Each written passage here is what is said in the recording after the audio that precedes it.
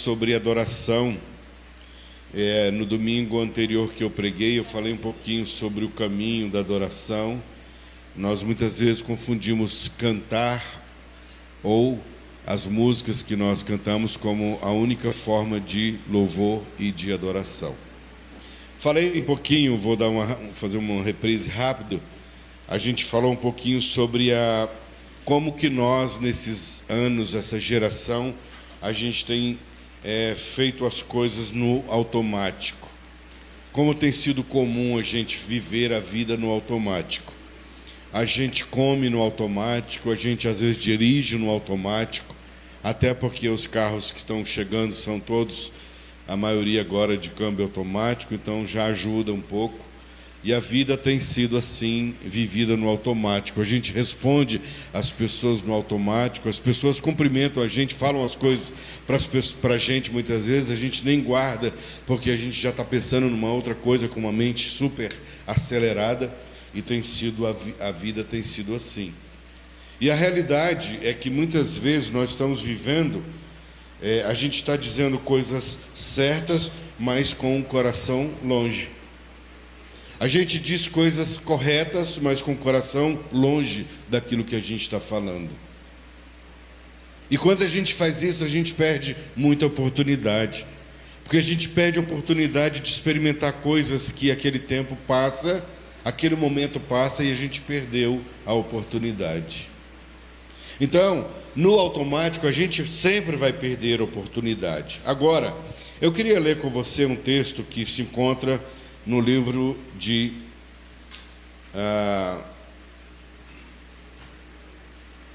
Isaías, a partir do versículo 13 até o versículo Isaías 29, a partir do versículo 13. A gente vai ler nessa versão aqui, depois eu vou ler numa versão que eu tenho aqui, para a gente fazer algumas considerações a respeito da vida cristã que nós vivemos muitas vezes no automático. A gente aprendeu algumas coisas, a gente faz porque a gente aprendeu muitas vezes sem a consciência daquilo que a gente está fazendo.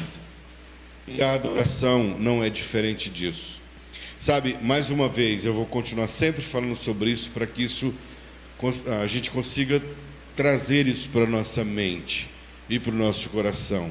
A gente precisa sempre lembrar que a adoração, ela não pode ser só vertical.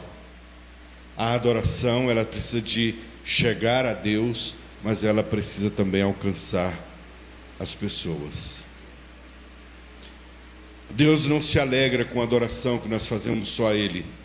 Deus não se sente bem quando eu falo para Ele que eu amo, que eu adoro, que eu sou apaixonado por Ele. O que mais? Vamos aos termos que a gente tem. Eu sou apaixonado por Ti, eu abro mão de tudo por Ti. O que mais?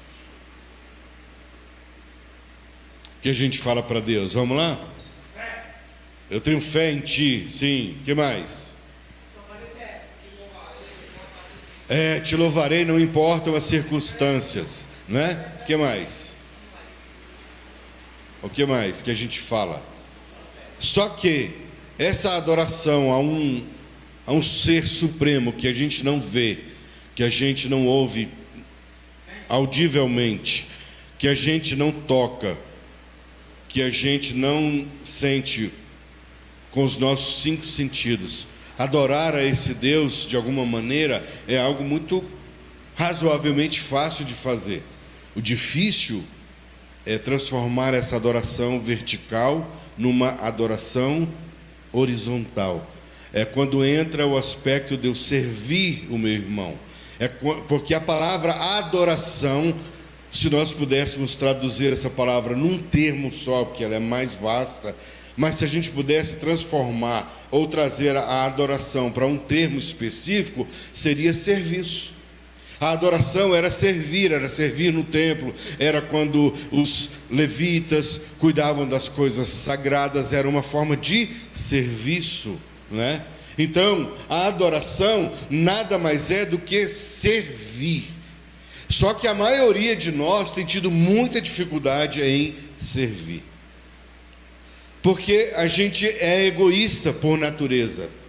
A gente gosta de ser servido, a gente gosta de aplausos, a gente gosta de reconhecimento, não é? Naturalmente, a gente gosta disso. Quando a gente faz a adoração vertical só, a gente consegue ocultar tudo isso. Porque para Deus eu estou falando para Ele que eu amo, que eu sou apaixonado, que eu faço qualquer coisa por Ele, que eu estou pronto a entregar a minha vida por Ele, estou pronto a morrer por Ele, mas não está pronto a viver para, de alguma maneira, alcançar aqueles que são dEle, que são filhos dEle, para servi-los em amor. Então vamos lá para o texto, acho que está aí já na tela, Isaías 29, 13. Olha só, Isaías diz que o Senhor falou isso: visto que este povo se aproxima de mim e com a sua boca e com os seus lábios me honra. Olha só, Isaías está dizendo nesse texto aí, né, vai falando que visto que este povo se aproxima de mim com a sua boca e com os seus lábios me honra. Então a gente começa logo a pensar que a honra feita só com os lábios, ela não funciona. Ela é boa, mas ela não funciona só assim. Aí, mas o seu coração está longe de mim e o seu temor para comigo consiste só em mandamentos ensinados por homens. Quando a gente começa a ter temor para com Deus, somente porque as pessoas nos ensinaram, os líderes, os pastores, ensinaram as coisas para a gente, os padres, os sacerdotes, seja quem for, aquilo que a gente faz em obediência simplesmente porque a gente aprendeu com os mandamentos ensinados por homens. E esses ensinamentos ensinados por homens, muitas vezes é até a postura na forma de louvor e de adoração que nós carregamos conosco nas nossas igrejas. A gente aprendeu que tem que fazer assim, aí a gente faz. Não, a gente aprendeu que a gente tem que de vez em quando fazer, e a gente vai criando coisas, mandamentos dos homens, criações humanas, e vão ensinando para a gente que é daquela forma. Não, Deus só recebe o seu louvor se você estiver em pé. Não, você tem que estar ajoelhado. Mandamentos dos homens, ensinamentos. Vou pedir para você, por enquanto, como todo mundo, tá? Amigo, vou pedir só para, enquanto a gente fala, se precisar de falar, no final, tá bom? Tá vendo? Todo mundo tá... Obrigado. Para a gente não perder o raciocínio, ok? Então, o 29:14 diz assim: continuarei a fazer obra maravilhosa no meio deste povo. Você vê que Deus... Isaías está dizendo que Deus não vai deixar de fazer o que Ele tem que fazer, mesmo que o povo faça as coisas que foram ensinadas por homens e não por Ele. Aí ele diz assim: sim, farei obra maravilhosa e um prodígio, de maneira que a sabedoria dos seus sábios será destruída. Ou seja, toda a sabedoria, todo o entendimento, todo o encantamento que a gente aprendeu, né? Mas vocês entendem o que eu quero dizer, não ser tão direto, né? Tudo aquilo que a gente aprendeu com os sábios, que se sentem instruídos e doutores de conhecimento do louvor, da adoração, do culto a Deus, né? Ele vai destruir a sabedoria dos sábios e o entendimento dos seus entendidos desaparecerá. Versículo 15. Ai dos que escondem profundamente o seu propósito do Senhor. Ai dos que fazem as suas próprias obras às escuras e dizem: quem nos vê, quem sabe o que estamos fazendo? Como vocês invertem as coisas? Será que o oleiro é igual ao barro? Pode a obra dizer ao seu artífice: ele não me fez? Pode a coisa feita dizer do seu oleiro: ele não sabe de nada? E às vezes a gente faz isso, como se Deus não fosse esse Deus criativo, esse Deus insondável, esse Deus tão rico, tão grande, e a gente fica assim, coloca ele numa caixinha, numa fórmula que a gente criou de louvor, de adoração, tem que ser assim, tem que ser assado, como eu falei, se não for de pé, Deus não está recebendo a honra, se não for a oração de olho fechado, aí Deus também não aceita, e a gente começa a criar um monte de regrinhas para a forma de louvar a Deus, de falar com Deus. E na verdade o que a gente está fazendo é o seguinte, é isso aí que ele acabou de dizer, que a gente fica tentando dizer para o oleiro o que ele tem que fazer com a gente, a maneira como a gente quer fazer para ele, e ele que tem que aceitar e sujeitar aquilo que nós queremos. Agora, na Bíblia, a mensagem que eu vou ler, o texto agora, é esse mesmo texto, só que na versão Bíblia, a mensagem. Olha só, se você não tem essa Bíblia aí com você, então preste atenção na leitura que diz assim: esse povo faz um grande show, dizendo as coisas certas, mas o coração deles não está nem aí para o que dizem, fazem de conta que me adoram, mas é tudo encenação. Vou entrar em cena e sacudi-los até que acordem, vou deixá-los atônitos. Os sábios que se acham capazes de explicar tudo farão papel de tolos. Os inteligentes que pensavam saber tudo vão descobrir que nada sabem. Ai de vocês que pensam ter informações privilegiadas. E é muito assim, né? Esses dias atrás eu estava conversando com alguém, não me lembro com quem. Aí a pessoa falou alguma coisa, eu falei assim, a gente fez parte desse momento aí. A pessoa espantou. E aí a gente comecei a mostrar algumas fotografias de momentos que nós vivemos, e eu falei, sabe qual o grande problema dessa geração agora, e da minha geração também, é que muitas vezes a gente esquece de quem pavimentou a estrada para a gente chegar ou dar continuidade. A gente esquece dos marcos antigos. A gente vai se esquecendo que teve gente que veio antes da gente e pagou um preço muito alto para a gente chegar onde a gente chegou.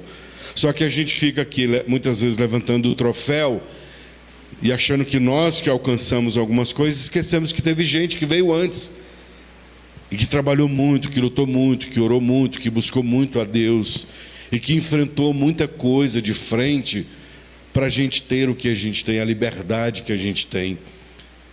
Então, muitas vezes, a gente está destruindo os marcos antigos. Nós estamos, muitas vezes, agindo dessa maneira. E quando eu mostrei algumas fotografias para essa pessoa, eu e Nara, a gente nem tinha filhos. Magrinhos, a gente gravou o nosso primeiro CD lá. Eu também.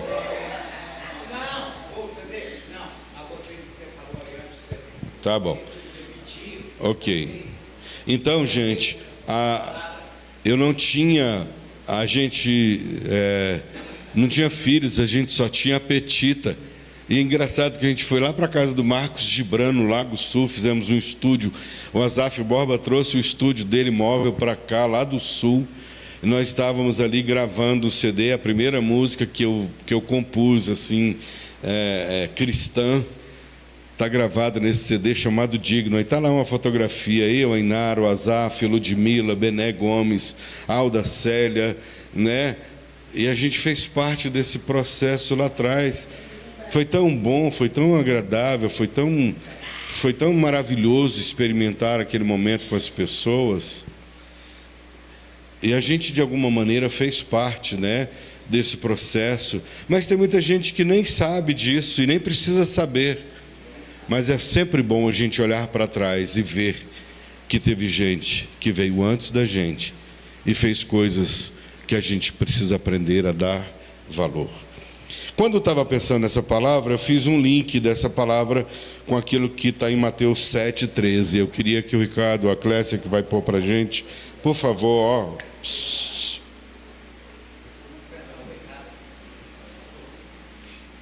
fica aí conosco, participa com a gente. Tá, então vai lá apagar a vela e depois você volta.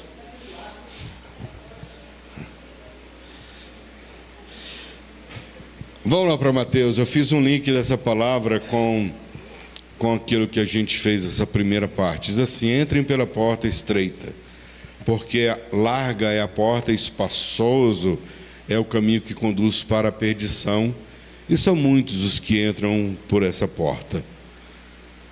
Próximo. Estreita é a porta e apertado é o caminho que conduz para a vida. E não está falando de vida eterna, tá, gente? A gente sempre faz uma confusão com essas coisas, mas está falando da vida. É com dificuldade, não é tão fácil. A porta não é tão escancarada assim para a gente conquistar algumas coisas para a vida. E são poucos os que o encontram. Vamos lá. Cuidado com os falsos profetas que se apresentam a vocês disfarçados de ovelhas, mas por dentro são lobos vorazes. É tão difícil a gente parar para pensar sobre isso, né? Volta, por favor, o versículo anterior, Clécio. Cuidado com os falsos profetas que se apresentam a vocês disfarçados de ovelhas, mas por dentro são lobos vorazes.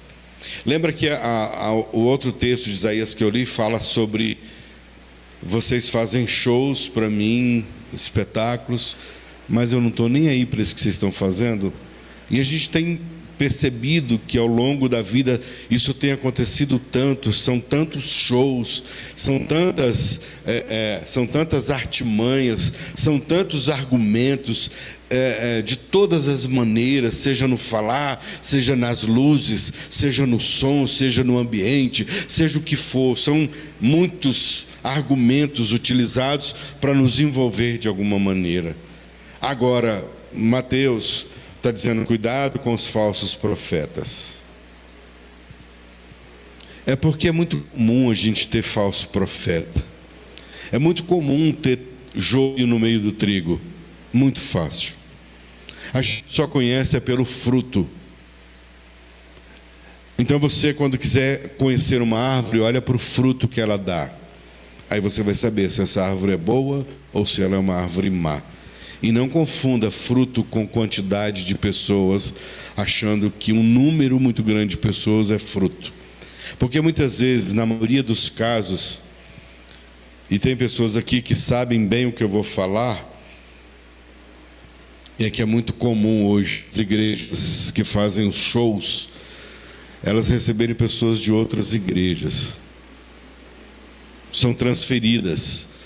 É gente que está infeliz no ambiente onde está insatisfeita, ela vai para a igreja que é a igreja da moda. E a gente olha aquelas igrejas enormes, cheias de pessoas, cultos, né? E a gente confunde algumas coisas que são da nossa emoção, porque é legal você ter milhares de pessoas cantando uma mesma canção, com gente tocando muito bem, isso é envolvente. Dizer, negar que isso é bom, é uma mentira. Dizer que ser aplaudido por alguém é ruim, é uma mentira. Eu me lembro também outra coisa, quando eu era muito pequeno, assim, talvez uns 10 anos de idade, que eu já jogava futebol escondido dos meus pais, né? Porque não era errado jogar futebol naquela época. E aí uma vez a gente foi fazer uma preliminar no Pelezão, que é um estádio que tinha aqui perto do Carrefour. Poucas pessoas sabem disso, mas tinha um estádio. E a gente de 10 anos de idade, você sabe, quando você vê um estádio daquele, não era como uma Mané Garrincha da vida, mas era um estádio grande, você pequeno, naquele gramadão assim, aquele tanto de pessoas. A gente ia fazer a preliminar de um jogo, acho que era Goiás, e um outro time bem famoso no Brasil, e nosso time foi fazer a preliminar, a meninada, e a gente foi escondido, gente, e entramos numa Kombi, entendeu, para ir para jogar, fazer a preliminar contra um outro time, e estava lá a gente naquele local, ali no Pelezão, e lotado de pessoas, e aí você olha para aquilo assim, aquele tanto de gente naquelas arquibancadas. Aquilo, ao mesmo tempo que é emocionante, de alguma maneira traz assim um certo medo, né? Alegra, mas ao mesmo tempo, puxa vida, não é, né? Mas é bom você ser olhado por milhares de pessoas, as pessoas te aplaudirem, as pessoas te ovacionarem, é muito bom. Sabe, mas a gente precisa ter cuidado com as coisas que são falsas. Falsos profetas têm se apresentado disfarçados de ovelhas, mas eles estão querendo sempre arrancar. Ele pode arrancar tudo, se ele puder, tudo que ele tem de você. E ontem nós estávamos também numa reunião na nossa casa com um pastor, que foi o primeiro pastor da Inara. Diz ela que é o primeiro e único. Ela me tirou de cena porque eu não sou pastor dela, viu, gente? Tá bom? Aí, tá vendo? Mas aí, sim, isso. Mas eu entendi. Mas ele estava falando, e eu falei, poxa vida, como é bom a gente encontrar pessoas na vida que se identificam conosco e a gente se identifica com essas pessoas. E ele era pastor quando a Inara tinha talvez 15 anos, 14 anos, né, Inara? Há 41 anos atrás. E ele estava contando para a gente que ele, quando ia para a igreja, ele era pastor da igreja cristã evangélica, no núcleo Bandeirante. Então ele passava, pegava o irmão Aristides e levava para a igreja nos cultos de quarta-feira e de domingo. E terminava o culto, ele levava, esse irmão morava na Metropolitana, então ele pegava todo domingo e toda quarta, ele tinha o prazer de ir lá buscar o irmão Aristides, levar para o culto e depois levá-lo de volta para casa. E que um dia lá, parece que levantaram um dinheiro para dar para ele, foi isso? Não? Você lembra desse detalhe? Não. Bom, eu sei que o irmão Aristides recebeu um dinheiro lá do pessoal, acho que uma oferta, alguma coisa, e ele foi pegar uma parte daquele dinheiro e falou, pastor, pega um pouco, o senhor precisa também.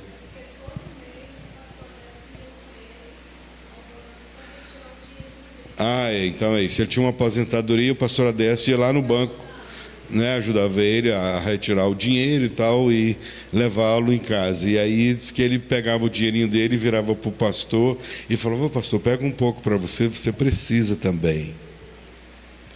E aí uma pessoa que estava no nosso meio pegou e disse algo que eu queria que você guardasse isso. Alguém falou assim, ainda bem que era o senhor, pastor Adécio. Porque se fosse alguns desses aí, possivelmente tinham pego não só o que o Senhor ofereceu, mas muito mais. E ele contando aquilo, eu fiquei lembrando, não porque a gente faz nada demais, pelo contrário, esse é o papel. Os verdadeiros adoradores entenderam que a verdadeira adoração não passa só por esse caminho de tocar e cantar, passa pelo serviço ao próximo, do amor ao próximo. Como eu falei no domingo anterior que eu preguei, quando você entende o caminho da adoração, para você tocar uma guitarra, baixo, bateria, cantar, tocar, ficar lá, ou limpar o chão, limpar banheiro, quando você entende que você faz tudo isso, quem limpa o banheiro, quem varre aqui, quem canta aqui, quem prega como eu aqui, nós somos todos, estamos todos envolvidos da mesma responsabilidade. E de alguma maneira a nossa adoração, ela não é só quando a gente canta ou quando a gente toca bem, mas é quando a gente aprende a servir o nosso irmão em amor. É quando a gente se preocupa com aqueles que estão próximos da gente. Próximos não só na igreja, próximos às vezes lá fora. E a gente vê pessoas hoje, falsos profetas, que estão sempre determinados a arrancar o melhor que você tem, da sua grana, do seu trabalho. Contribuir é muito bom. Inclusive, nós estamos aí no tempo, aproximando do aluguel da nossa igreja. Se você quiser fazer a sua contribuição, você que nos acompanha pelo Instagram, pelo YouTube, se quiser fazer a sua contribuição, tem um QR Code aí na tela e aqui, quem está presente, faça a sua contribuição, é maravilhoso, é muito bom. Deus nunca deve nada para nós. Sempre que a gente faz pelo reino ou pelas pessoas, Ele sempre vai ter prazer em nos abençoar. Vamos continuar o texto lá?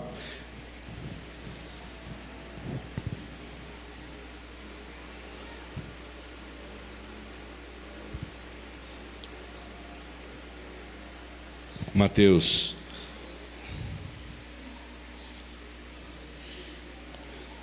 Mateus 7. A gente estava no 14. Não, mais para frente um pouquinho hoje. Esses são os falsos profetas que se apresentam para a gente disfarçado de ovelhas. Às vezes está com uma roupinha tão bonitinha, né? Terninho arrumadinho, sapato brilhando, gravatinha, bem apresentável, né? Mas por dentro são lobos vorazes. Vamos lá, o próximo, para a gente ganhar tempo. Pelos seus frutos vocês os conhecerão. Por acaso se colhem uvas de espinheiros ou figos de ervas daninhas? Assim toda árvore boa produz frutos bons, porém a árvore má produz frutos maus. A árvore boa não pode produzir frutos maus e a árvore má não pode produzir frutos bons. Ou seja, o que é bom produz o bom, o que é mau produz o que é mau. Toda árvore que não produz bom fruto é cortada e jogada no fogo. Assim, pois, pelos seus frutos vocês os conhecerão. Agora, eu queria chamar sua atenção para o próximo versículo 21. Nem todo o que me diz, Senhor, Senhor, entrará no reino dos céus. E eu quero dizer para você que nem todo aquele que canta, Senhor, aclame ao Senhor,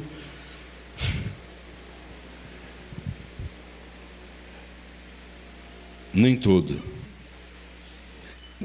que clama ao Senhor vai entrar no reino dos céus. Nem todos aqueles que fazem shows e espetáculos em nome de Deus ou para Deus, achando que estão fazendo para Deus, porque maquinalmente aprenderam a fazer isso, nem todos estes vão ter entrada no reino dos céus. Mas aquele que faz a vontade de meu Pai que está nos céus. Próximo. Muitos naquele dia vão me dizer, Senhor, Senhor, nós não profetizamos em seu nome? Olha aí os profetas. Nós profetizamos em teu nome, em nome dele, hein? Eu profetizo em nome de Jesus, eu declaro. É melhor fazer uma declaração igual a Tânia fez para o Clisman, né? Que o seu visto saia, que Deus libere a sua vida, mas olha, o Senhor está me dizendo, olha, eis que te digo, varão perfeito, homem de Deus, olha. Muitos vão dizer, Senhor, eu profetizei em teu nome, eu declarei coisa boa para as pessoas, tudo em seu nome. Em seu nome nós expulsamos demônios. Tudo isso não parece fruto bom, gente? Sim ou não? Profetizar em nome de Jesus, expulsar demônios das pessoas, não é algo bom? Sim ou não? Não é? Você vê uma pessoa oprimida, opressa por espíritos malignos e você orar por ela e expulsar esse demônio? É maravilhoso, parece que é, ainda mais em nome de Jesus. Preste bem atenção. E em seu nome não fizemos muitos milagres? É louco entender sobre isso. Como é que você profetiza? E tudo em nome de Jesus. Profetizou, você expulsou demônios e você realizou milagres em nome de Jesus. Vamos lá o texto, próximo. Olha o que Jesus está dizendo. Então lhes direi claramente, eu nunca conheci vocês. Cara, é doido isso, hein? Senhor, mas a gente fez shows, luz, fumaça, tinha uma turma que dançava, parecendo anjos, e a gente fez um som magnífico para o Senhor, e nós fizemos tanta coisa em teu nome, era tudo louvor e adoração que nós entregamos para o Senhor. E Jesus vai falar claramente, eu nunca conheci vocês.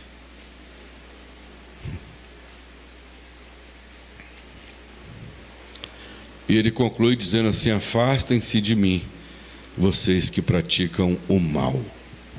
Mas onde está o mal nisso, gente, honestamente? Onde está o mal?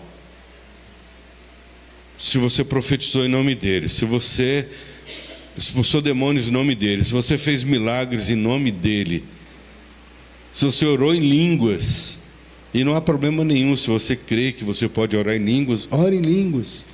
Eu entendo que Paulo explica isso para a gente, diz que aquele que ora em línguas edifica a si mesmo. E não vamos entrar aqui no mérito do se orar em línguas é isso ou aquilo. Vai na sua fé. A fé que você tem, tenha para você mesmo e segue seu caminho. Mas muito cuidado, porque Jesus pode falar para mim, para nós: eu nunca conheci vocês. Eu acho que é muito duro. É como você fazer declarações falsas para sua mulher ou para o seu marido. É como você fazer declarações que o seu coração não está disposto a fazer, mas você parece que tem a obrigação de fazer aquilo. Culto obrigado não vale.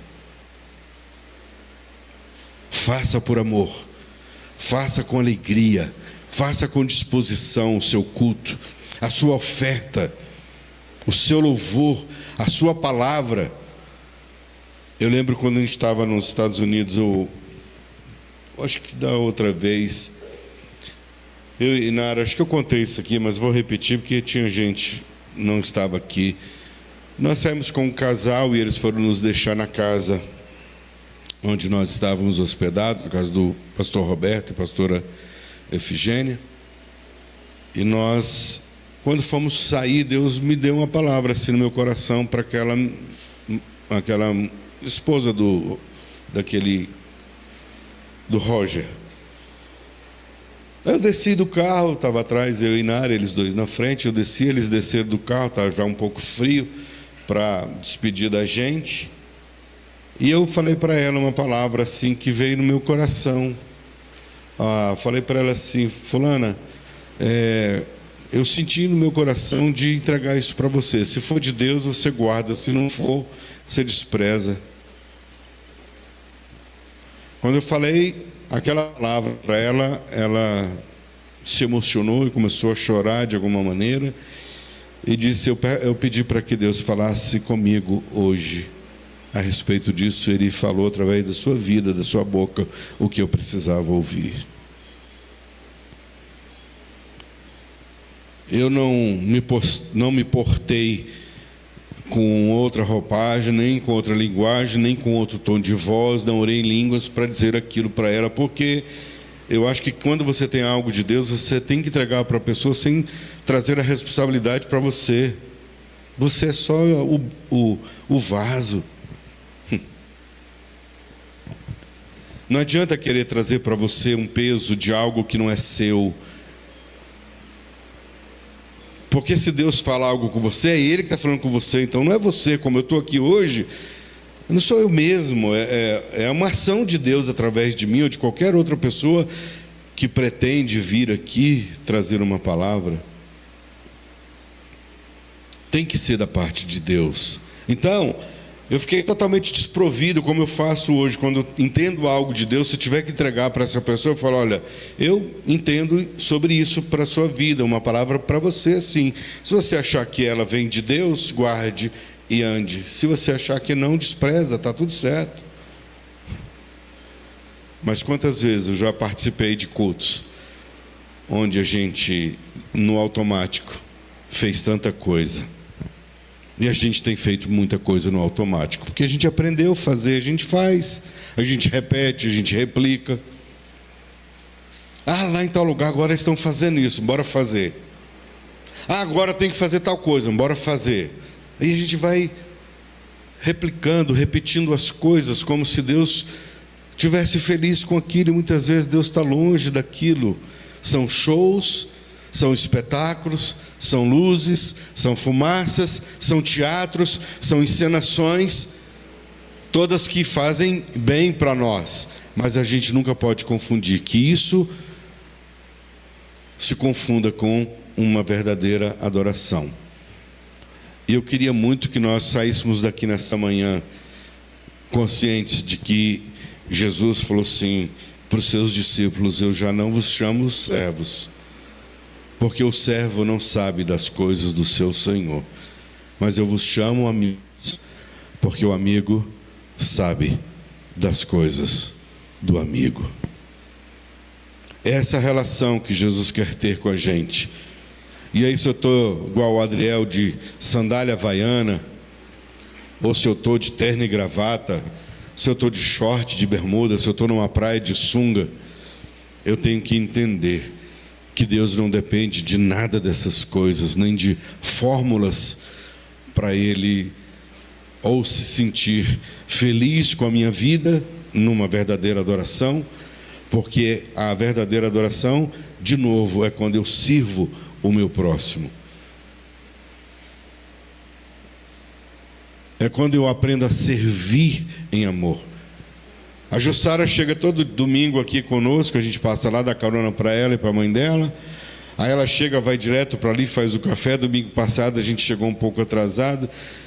E às vezes ela está tão ocupada com aquilo lá que ela, não, depois eu falo com você. Porque ela está fazendo um café para mim servir, para te servir. E quando a gente faz isso com alegria, a gente faz isso com amor. Eu não estou fazendo para ninguém, eu não estou fazendo para o pastor William, para o pastor Clisman, eu não estou fazendo para a Nação Santa. Nação Santa é um nome que a gente colocou aí porque tinha que tinha que criar um CNPJ. A gente não faz para a Nação Santa, a gente faz para Jesus. A Nação Santa somos nós, né? A Nação Santa não é um CNPJ, a Nação Santa é um corpo, é um grupo de pessoas que amam Jesus, que querem crescer com Jesus. E aí eu caminho para concluir, lembrando daquele momento que Jesus se encontra com a mulher samaritana na beira do poço. E Jesus quebra todos os paradigmas da época, né? Primeiro, que homem não podia falar com mulher e judeu não se dava com samaritano, e ela mesma proclama isso.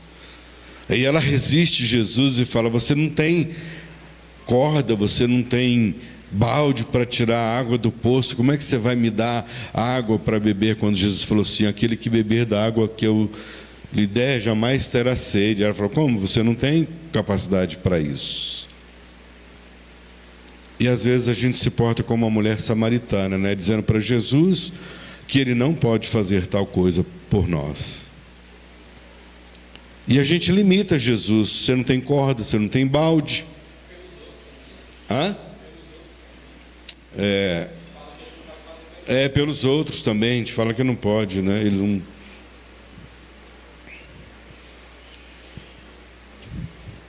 E a mulher samaritana falou: você não tem... como que você vai tirar essa água? E ele falou assim: olha, a água que eu tenho para você, se você beber, você nunca mais vai ter sede. E a verdade é que a gente tem um conglomerado de gente cristã nas nossas igrejas, na grande maioria, que andam morrendo de sede. Todo mundo sedento, mas não por Deus.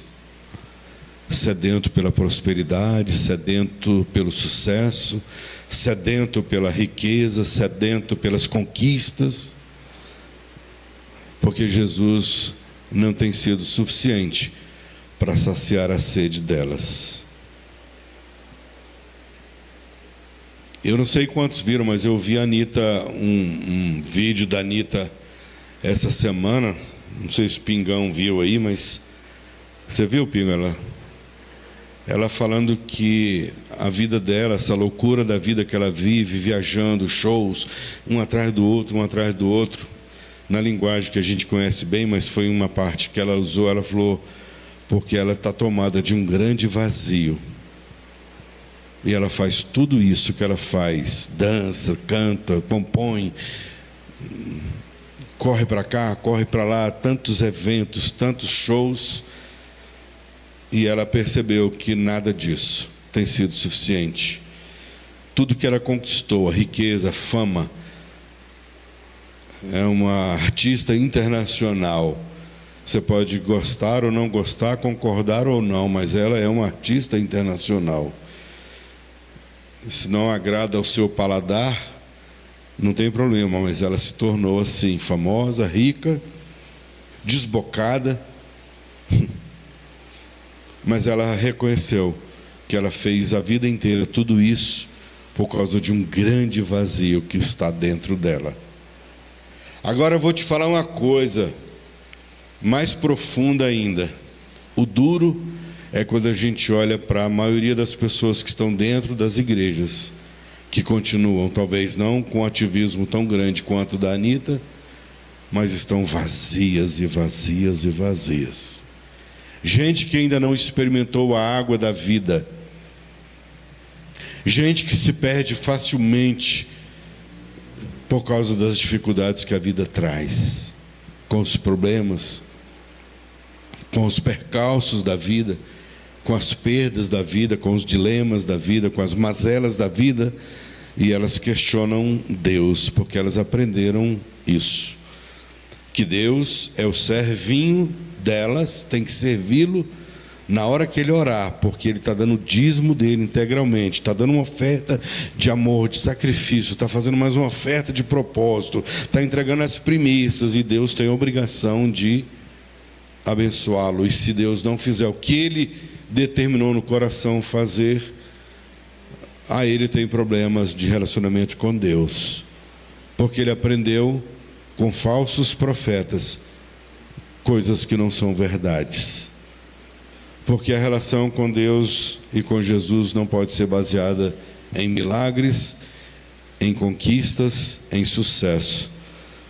Eu sei que é muito bom a gente viver uma vida tranquila. É tão bom para mim quando a gente tem pessoas que conseguem contribuir para a gente pagar o aluguel daqui uns meses, ou talvez no próximo mês, eu não lembro, pagar o IPTU já, aí aumenta um pouco o nosso valor aqui. É tão bom quando no mês entra que a gente consegue pagar. É tão bom quando a gente trabalha e no final a gente tem um dinheirinho da gente para cumprir as nossas obrigações e ser feliz, comer num restaurante gostoso, viajar, comprar, adquirir algumas coisas. É tão bom. Mas a vida cristã, quando ela está baseada somente nas conquistas, possivelmente Jesus não está presente. É porque tem vazio dentro da gente. E aí, como a Anita falou, eu ouso dizer que existe um número muito grande de pessoas dentro das nossas igrejas, de um modo geral, que estão tão vazias quanto ou mais do que a Anita. A Anita pelo menos comprou muita coisa, tem um monte de coisa, viaja para onde ela quer, e tem gente dentro da igreja frustrada com Deus, porque aprenderam com os falsos profetas a verdade sobre Deus. É tão triste a gente olhar para as pessoas e ver que elas estão decepcionadas dentro das igrejas, vazias, porque não compreenderam o que é beber de Jesus, o que é se alimentar do pão vivo que desceu do céu, e elas continuam vazias. Que Deus tenha misericórdia de nós, que a gente não seja do tipo de gente que fala coisas certas, mas com o coração bem distante de Deus. Que a gente não faça as coisas no automático, que você não venha para cá no automático, eu vou porque eu tenho que ir. Não, vem porque você quer ter prazer de estar com os irmãos, quer ter comunhão, quer através das canções adorar a Deus, louvar ao Senhor, mas quer também servir os irmãos com alegria. Que às vezes é fácil a gente fazer a nossa contribuição, né? Eu vou lá, faço minha contribuição, já fiz o meu papel, já cumpri meu papel. Será?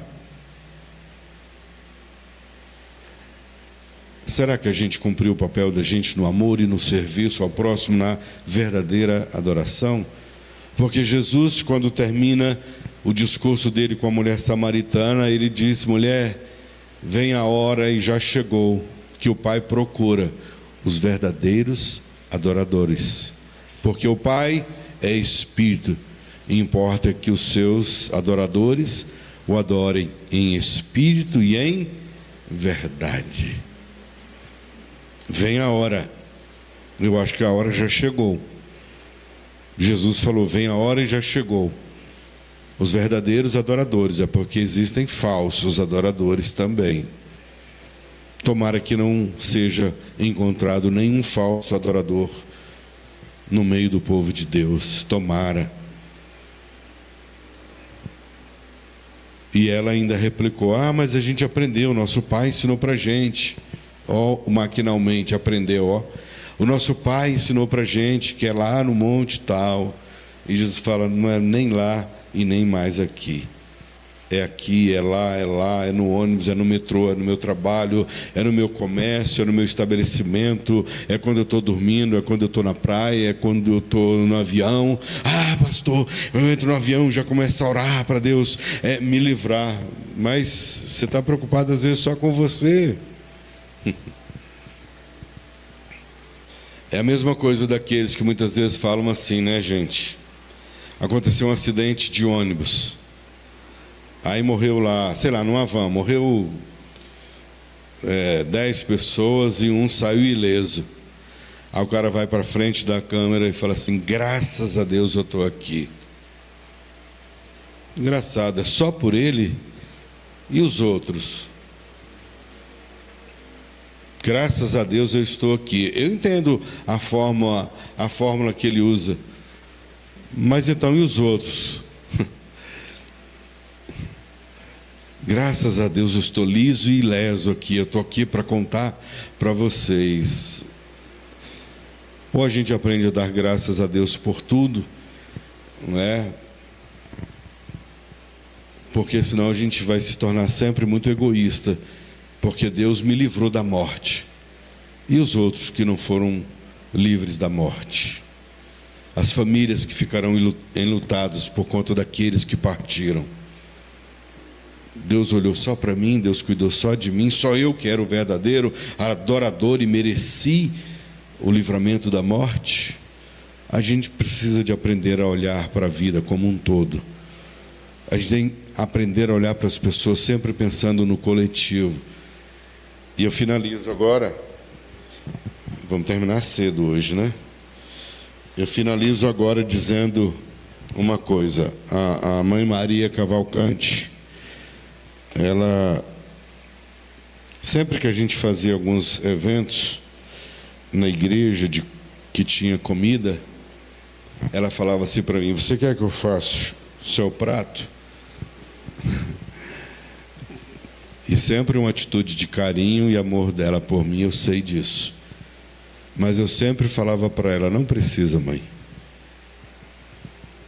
E ela aprendeu que eu escolhi ficar sempre por último, porque eu prefiro que falte para mim do que falte para qualquer outra pessoa. Porque não adianta mas se você é o pastor, você... Não, eu sou pastor, mas eu sou como vocês, aqui eu não sou nada melhor do que ninguém. Pelo contrário, Jesus ensinou que aquele que quer ser grande, que sirva. Não é assim? O que adianta eu terminar a reunião nossa, a gente vai para um momento de comida, seja no Natal, seja onde for, o pastor comeu, pegou o melhor para ele, a maionese, o frango, o chester e tal, o prato do pastor ficou top. Aí chega no final da fila, quem ficou no final da fila comeu arroz com a sobra.